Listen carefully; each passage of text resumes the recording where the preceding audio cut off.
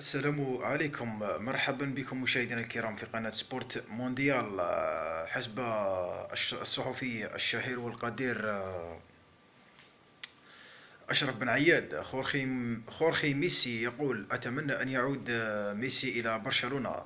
كذلك وضع تصريح قال فيه: أظن بأن هناك مستقبل كبير ينتظرنا بخصوص بطل العالم ليونيل ميسي، وهذا ما يوحي إلى أن برشلونة في مفاوضات متقدمة مع ليونيل ميسي سوف يعود في هذا الأسبوع، وسوف تعلن نتائج المفاوضات. حتى أن هناك خبرية تقول بأن الليغا اتفقت على عودة ميسي مع برشلونة.